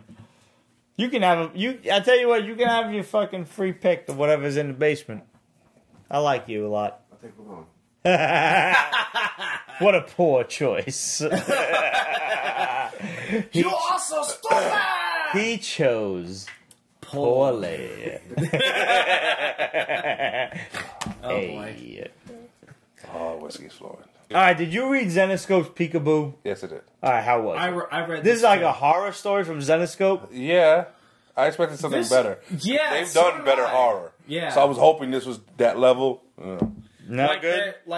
They kind of attribute it to was it an ancient Native American tribe? Yeah, just but kinda we went don't wrong? know. We just don't know yet. Yeah.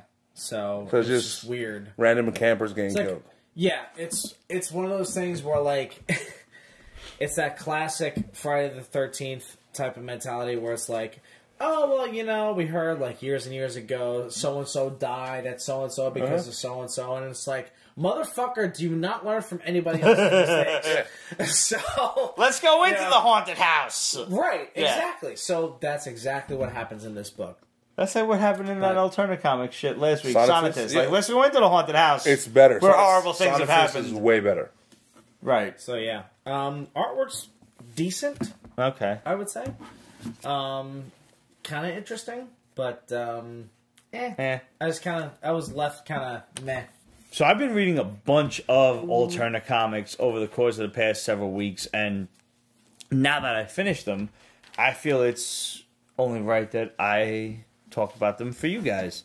First of all, Croak. 3-issue, limited series. This is crazy-ass horror at its finest. This is I live by one simple credo in life. I've watched a lot of horror movies, obviously. Bad shit happens when you leave the city. Don't leave the city. Yes. Why would you go camping? Why? There's no reason to. Because why? Because crazy-ass things exist in the woods, and they're trying to kill you and eat you. And that is what happens in Croak. You have a 3-issue limited series. Basically, these 3 friends go off camping, and they are told a horror story. You ever been camping? I've never been camping. Know why? Because I'm from fucking New York City. Because I'm from fucking Brooklyn. And I don't feel the need to go camping.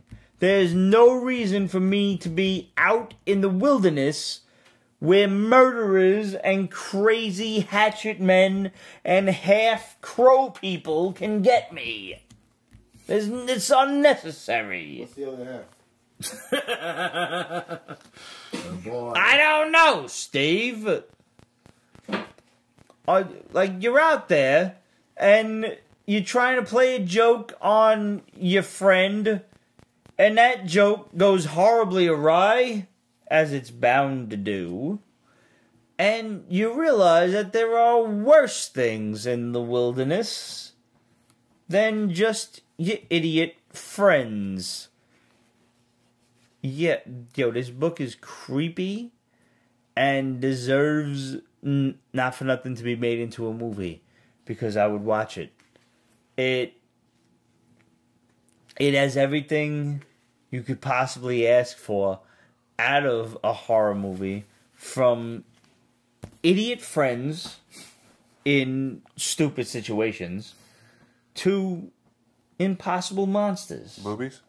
No boobs. Okay. That's like, I haven't seen any boobs in Alterna comics yet, but you know, maybe soon. Like, you know, maybe as they get more popular and they venture forth into further adult-oriented, mature readers series, because that's what this is. This is a mature readers series. But as a mature reader, at least in my own head, I am not realistically, because realistically, I'm a fucking spoiled 11-year-old who thinks comics and tits are equally awesome. And they are. No argument. And they are. No argument here. No argument And here. they are, followed by pepperoni pizza, close second.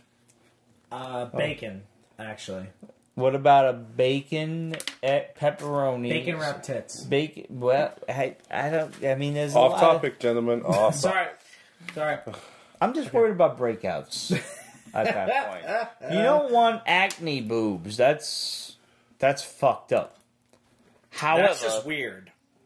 pepperoni, Italian sausage, bacon, and extra cheese is a delicious pizza. So, once again, boobs and food kind of just, it all... What else are you reading from Alterna? All right, what else am I reading from Alterna Comics? Mother Russia. That's a good one. This is good.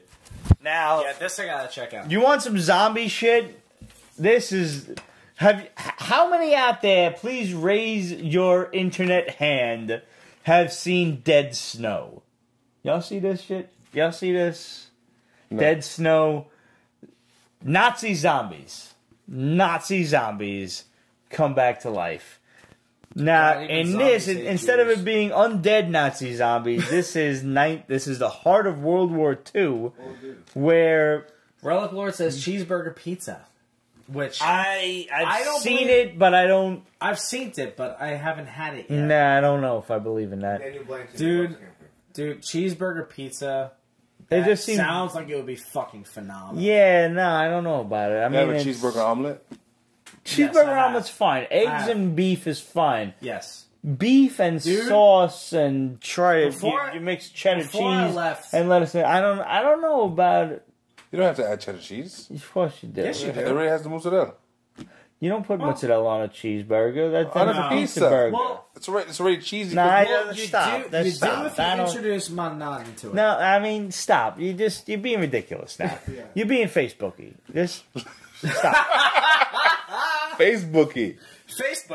Yeah. God, that's a new insult. Fuck. Mother Russia. I feel shame right now. Mother Russia has this girl who is holed up in a tower, just like a lookout tower, Sniper, in the midst of World War II, when bad rations have turned everyone into zombies. Especially in Russia, because so many Russians died. There's a lot of them. Yeah. Like, if you look at the statistics, several, I don't know, 10 million U.S. soldiers died, and I don't know, 20 million German soldiers died, and something like 40 million Russian soldiers died. And I'm making those numbers up, but I mean, if you look them up, it's that level of fucking exponents. Just that one battle lasted a year and a half. So Stalingrad, Leningrad. This girl is just in her tower with a sniper rifle, just picking off random zombies for fun. And she stocked up with food and everything. It's awesome, but way too short, but left open for a sequel. Yes. This is a whole, from Football Press, which is working, I guess, with Alterna in this one. They've done other zombie books. Yes. And they're all awesome. Okay.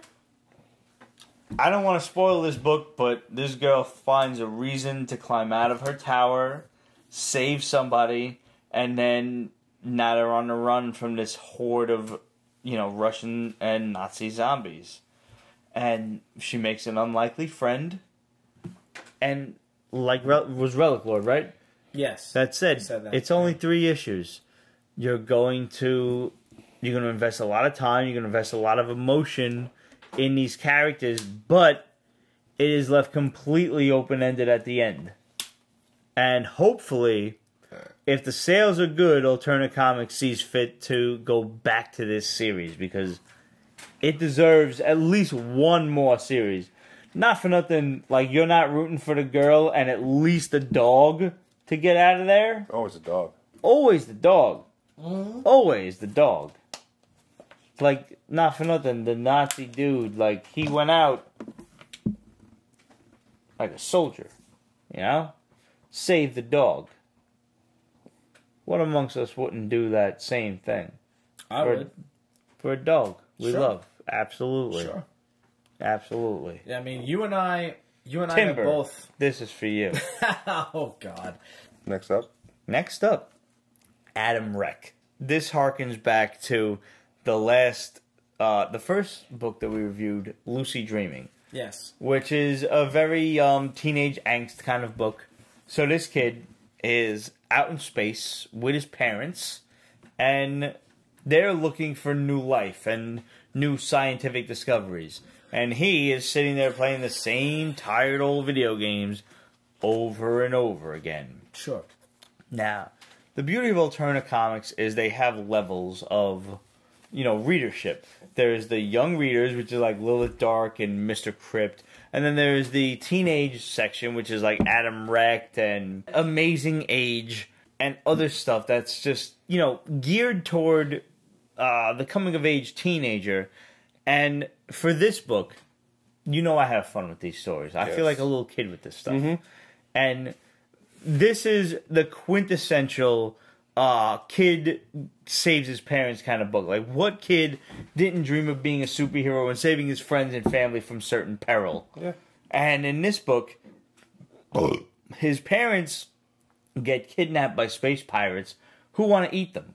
And he meets another space pirate that he tells with the location of this mystic gem called the Trillion Star. And he's like, listen, I'll show you where this is. You help me save my folks. So a deal is struck. It's a very simplistic story. There's not a lot of room for drama. There's not a lot of room for second guessing or double crossing or anything, which is good. Sometimes, with all of the, the Marvel and DC backstabbing and double crossing and this and that, don't you just want a simple, direct story? Yep. And when it comes to Alterna Comics' mid-level reader stuff, that's exactly what I'm getting. Is I have a story about a kid who wants to save his parents from certain death. And that's all I ask. And I had so much fun with this. And it has potential for sequels in every direction. You could follow the evil space pirates. You could follow Adam Wrecked and his parents. You could follow his friend, Captain Vorik. you can go in so many different areas. They created a whole universe. And they really did. In a 3-issue series. In a 3-issue series that drew you into it immediately. Nice. Within the first issue, you were invested and you cared about the character.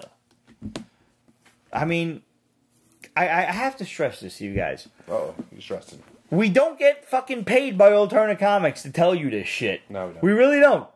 Maybe we should, but we don't. They're just good and fun books that you should be reading. It's that simple. That's it, man. I had a lot of fun with these books, and I'm passing them off to Ramon and Cheezeburger like a bad case of scabies. And that's it. Oh, God. Seriously, right? Oh, God. That's perhaps so I should have painful. Perhaps I should have come up with a better analogy, but it is Possibly. what it is. Maybe. You want me to read those? Or No, I got it. All right. You want to throw the bum out first? Oh, no, you go ahead. All right. Okay. Mephisto is in Infinity War. Where? Nice. I don't know. I mean, he's obviously, as you remember, in Infinity Gauntlet. Right. Yes. So it only makes sense to have him there. And if they're talking about that Doctor Strange book, Something in Torment. Triumph and Torment. Mm-hmm. He's in that too. It's an interesting, it's Yes, a good introduction. Yes, it is. So it's a wonderful little bit of information we got. That is true. That is true. Let me steal that from you. Okay. All right. So we've had several questions from the past few weeks. Boobies answers everything. Yep. Yes. From Edward Cunell. Guys, once again, thank you so much for taking the time to talk about Planet WrestleTopia on your show. It's hugely appreciated. If anyone is interested in grabbing an issue, they can find it here, and the website you can search on Amazon.com for Invasion Planet WrestleTopia. If you haven't picked up this book, if you haven't seen our talk about the book, our review of the book, you can search for Planet WrestleTopia on PetesBasement.com, and you can find exactly which episode. I think it was maybe 2 or 3 weeks ago. Or you can also find on Pete's Basement Extras, there is the exclusive Planet WrestleTopia segment of the show that you can hear just about that particular book. It was really great. It was a lot of fun. It was everything as a kid you'd expect to find out of watching WWF on like Saturday afternoon at noon, back when we were kids. It was not anything that I expected out of a wrestling book, because I don't read wrestling books. This was... Neither do I. Yeah, I don't either. No, but this was fun. Begging and Boarding Bad Boy said, Black Betty was excellent. I hit roughly 5 comic shops every Wednesday, and only one of them had it on the shelves. Glad I took a chance on it. And I want to know, Bagging, you had mentioned Pumpkinhead in a recent comment. Any luck getting a hold of that? Let me know. If not, I'll try to grab it for you. It's pretty crazy. We're kind of spoiled living in the city. We are. With Midtown Comics. We get everything. Yeah. And I can't imagine not finding an issue that is on my haul list.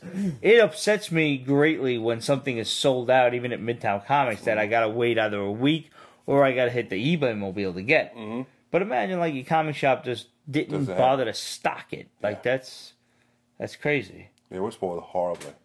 We really are. RV Hunter.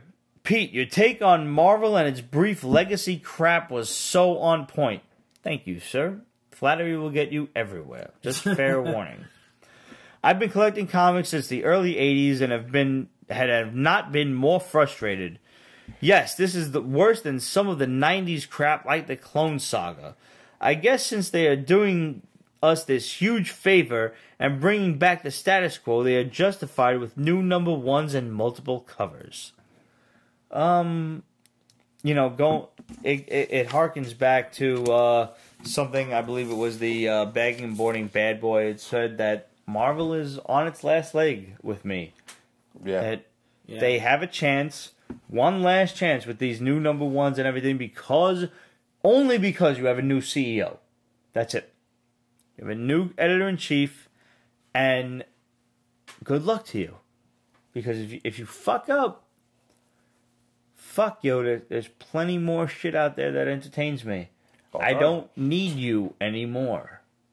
I don't. Oh, this thing's a bad split up.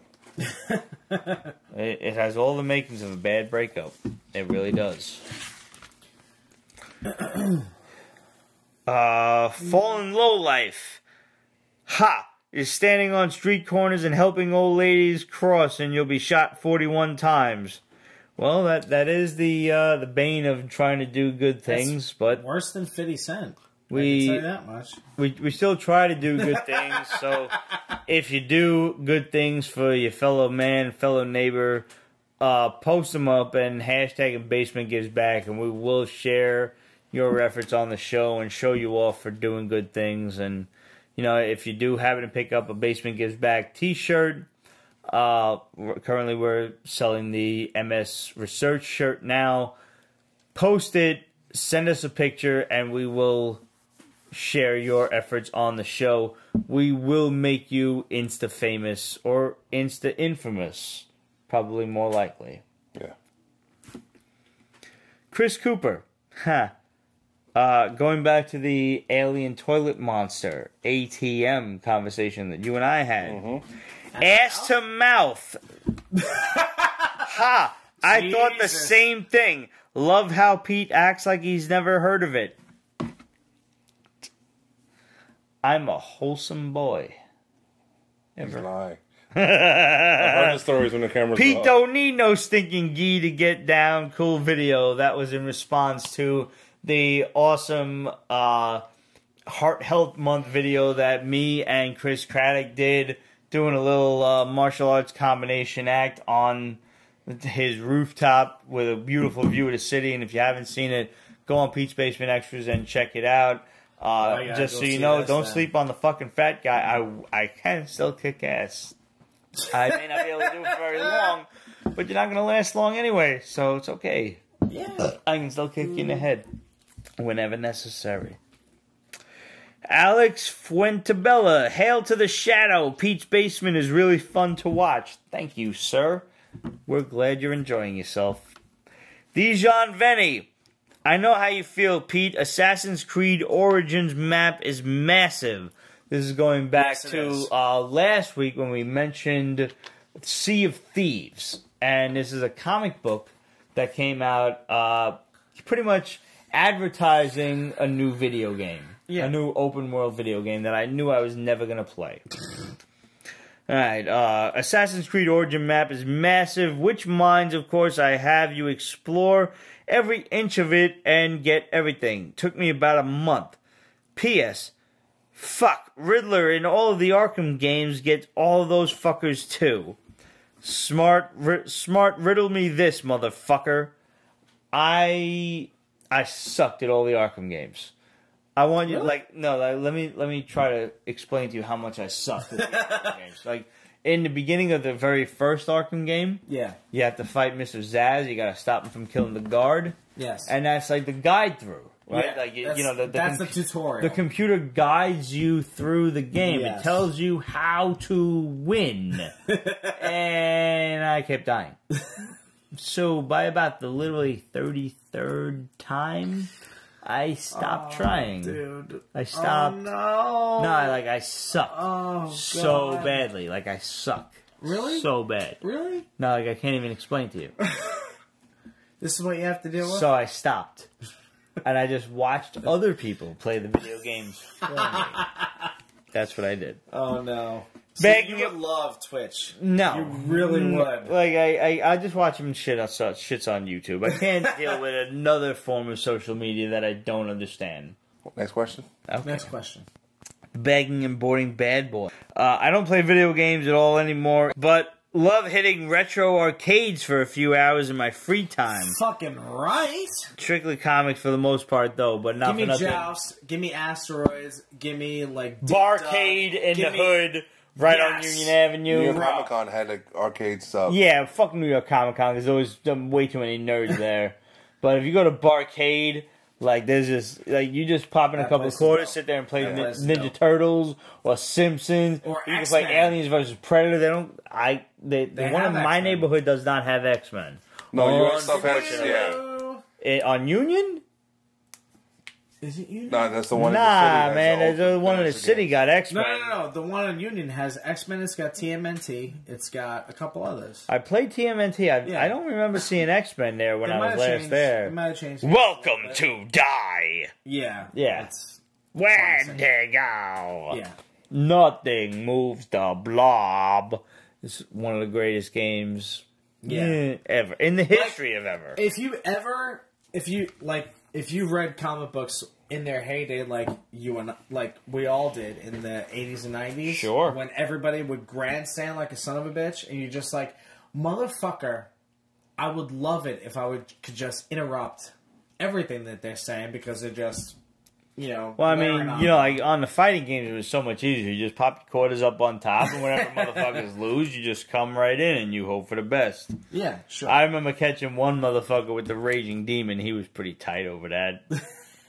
And then I caught him with the Demon, and then I fought him again, and like in the next round, I got my super back up. Red Lantern, and I knocked him down. He's a Halo player. And I did the fucking power geyser, awesome. For lack of a better term, whatever Akuma's move was. He did the power geyser, and he woke up, like in Street Fighter 3, like he came back, and he was like, Burr! Oh, he fucking died right into the fucking... Yeah, fuck you, dude. Sorry. Yeah. Derek Calvin. Yep, I dropped Marvel 2 years ago and don't plan on going back in response to the Marvel Fresh Start initiative that... they're doing again with starting all the fucking shit from #1 with, so far, the exception of, like, Amazing Spider-Man. That's the only book No, Amazing Spider-Man is actually starting from #1 again. Yeah. Ridiculous. And there's much controversy over the only one who's not on the cover is Mary Jane. So, given what's happening in Spider-Man now... It stands to reason that the Red Goblin will kill Mary Jane. There is interesting. Is Aubrey still alive? Reason why yes. I have not collected Amazing Spider-Man. No, it's actually good. Voluntarily since it's good day. Though. Like this, why?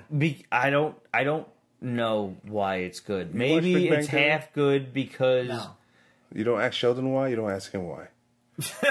That's fucked up. After half a bottle of LaFrog, we killed this fucker off. So I'm just saying, like, maybe it's because it's Dan Slott's last arc, but it's probably because that's why I'm not trying to lend any credence to it because like whether you like it or not, like Dan Slott has been at the forefront of everything that's fucked up Spider-Man since. Well, I mean, he's had his moments, but he's also had his moments. For every Spider Island, there's a fucking... Somebody said, if Mary Jane dies, I want Peter to start freaking out and kill everyone. And honestly, I'll be on board with that. Mary Jane's going to die. I'm telling you, I really think it's going to happen. More questions. Because, on battery. I mean, I know. we could go forever on the whole... And also, Derek Calvin said, Pete's Basement is always fun and informative. Thank you, sir. Flattery will get you everywhere. I agree with you. So, we've got 3 more questions here. Librarian Kate, pick one property, movies, TV, video games that isn't a comic that you think should be a comic, and pick someone you want to see on the creative team. This is easy for me. I think I've answered this before. Shadowhawk. I like to see Pitt come back. Fuck Pitt. Shadowhawk. No, that's your book. Yes, it is. Yeah, I told you. Well, I missed the New Warriors. This is good because I really enjoy The Witcher. The Witcher 3, the video game. But that's a comic book. It's a comic book already. Well, it's a comic book, but it started out as a novel. So yes, I know. All the bases have already been covered. And it's coming out for something. I haven't really seen a really good Halo book to come out yet. Okay. Well, you are a big Halo fan. In recent memory. But, yeah, beyond that, like... I don't think I've seen anything really come out for Destiny, which is Bungie's current IP, which, they're the guys who created Halo. They created Destiny, so there's that. Relic Lord's got a great question. What are you most excited for when the MCU officially gets all the properties back from Fox? That's already happened. Galactus. Yeah. Yes. Done. Yeah. I think we're all in agreement there. Yeah. Absolutely. Yeah. Yeah. Do realistically see? Do you realistically see Disney going after DC if the Warner Brothers starts selling off their properties? Yes. Yes. Hell yes. Yeah. Yes, because there is money to be made in Avengers Justice League crossover. sequel. It's not even a secret. Everybody knows it. Oh yeah. Yeah. Absolute. Would you like to see a remake of Tron, or is that one of the movie treasures that should be left alone? Yes. I think that because left alone. because of its age, because of the computer graphics at its time, it was revolutionary. Today, no one's gonna give a fuck. Like computer graphics can do it's not groundbreaking. anything today. Computer graphics to the point where I have to look at shit and determine if it's real or a game. Ready Yeah, Player these One is days. going to blow Tron out of the water. Yeah. Graphics wise. Oh, yeah. It is. Without a doubt. And rightfully so. I can't wait. Rightfully It should, yeah. so. I can't wait. But Tron should be regaled as not only a forerunner in the genre, but also, you know, like the granddaddy be all end all of storylines. Like you can't get that kind of realism in a game ever again because the graphics are so amazing. Mm-hmm. You know, The sequel was a mistake. You can't just stick people in a video game and make people look like they're stuck in a video game anymore. You know, these days video games look like real life. So who's to say there's a difference? You know, you can't. Yeah. You know, that in lies the difference. Yeah. Tron was people stuck in a video game. These days it's just people stuck in a video game. Who the fuck cares? This could be a video game. Yeah. Somebody could make a fucking video game out of this and make it hyper realistic, and we wouldn't fucking know the difference. Yeah. You know? Yeah. A lot of people are saying, you know, Tron Evolution was a little meh. Jess Machete, why no Instagram live feed? Sad face emoji. Well, we're on Periscope, we're on Facebook, and Instagram, last I recall, only gave us an hour, and we do last more than an hour. Yeah, without a doubt. Like, we actually, when we were on tour early on, we didn't do this again, which I'm kind of sad about, but we went on to our Instagram Live because we were getting shit-faced and playing Cards Against Humanity on our tour bus. Always a great game. Somewhere random. But it only lasted an hour, and even that was, you know, too short for us. So, it is what it is. So, Instagram is a little bit limited. Periscope and Facebook I find not. Instagram should be, and we do have to work on this, we're taking up time with stories, with just like interesting little segments where we, you know, post live segment stuff. Sure. And that, you know, that's something we got to work on, and our directors behind the camera have to work on that too. So hopefully this episode was not boring for you guys. Hopefully you've enjoyed yourselves. Hopefully you go out and pick up some of the books that we've recommended, from Alterna Comics to Scout Comics to Insane Comics. Always support your indie books. That's the main thing, because they need our business more than anything else. Marvel and DC, they don't fucking care. They'll never notice that you're gone. But the indie books, if you like them, however you get your comics, if you download them through Comixology, if you download them through other unscrupulous means, whatever, you get no judgment from here. We are from Brooklyn after all. Absolutely wants to know if you gave this stuff away yet. What stuff? I don't know. I don't know. We have mad stuff. I did promise a contest this week. That's right. Next in 2 weeks, because I'm ill prepared for it. Sorry. Listen, it's been a long week, and I forgot to get something out to give away. Sorry. That's fine. If somebody finds the episode with a first crack, they're going to get something. That's true. Yep. The stuff she I did sent promise last week. Yes, the bottle opener. Thank you very much, sweetie. Yes, it's on last week's episode. Go watch it. But that's true. I did promise a contest this week. Yeah. If you find the episode with the first Pete's Basement ass crack, we'll send you something good. I think I know what you're talking about. We'll send you something real good, because that's hidden. Yeah. That's buried pretty There's been far assholes down. on the show for- There's been a lot of assholes, but there's only been a few ass cracks.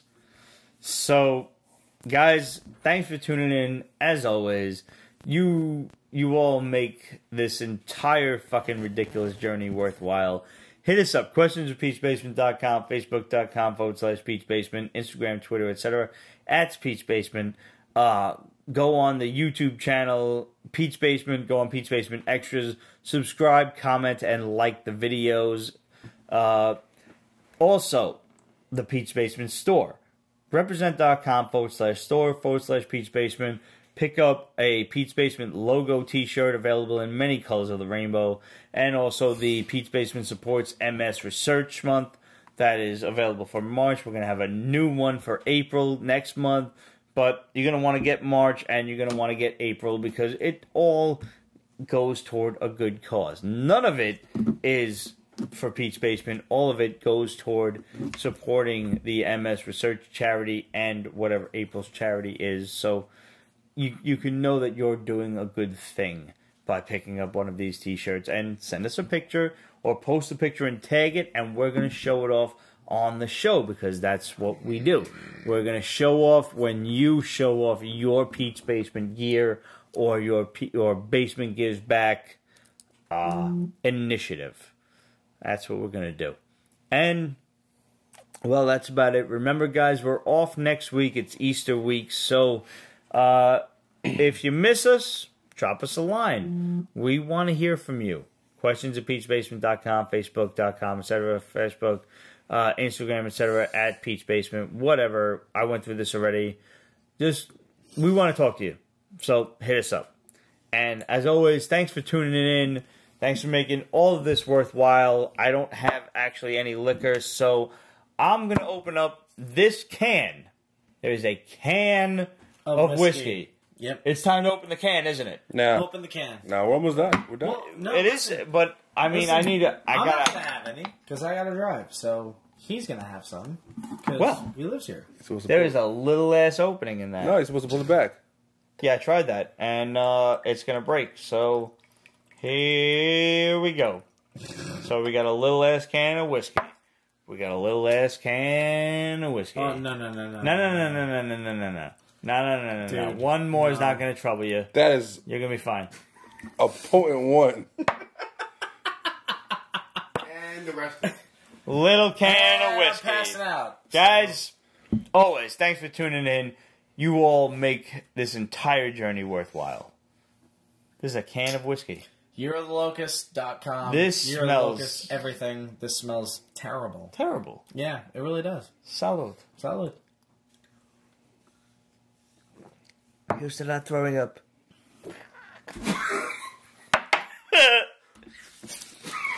Oh god, that was awful. That was a perfect way to end the show. Good night. Peach Basement is copyrighted 2018. Ripped Productions. All rights reserved. So go fuck yourself.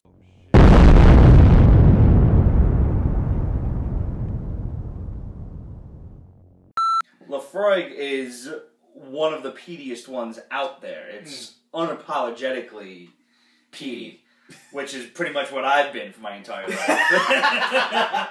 Well played. Thank sir. you, Well thank played. you. I actually planned that one about 3 sentences ago, but I was like, if they're gonna let me roll with this, So it smells like a dentist's office.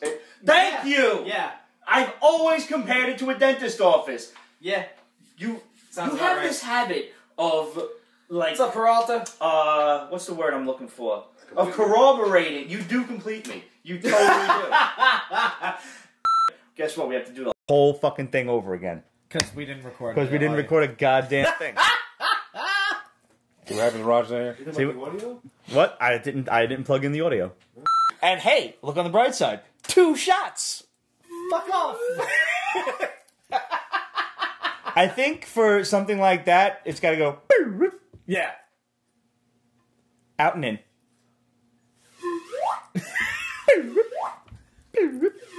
You can do it. Come on. Give me the thing. Come on. Bring it over here, Steve. Bring it over here. I'll show you how to work the slide whistle. Give me the fucking thing. Steve, bring it over here! This is my grandfather's slide whistle.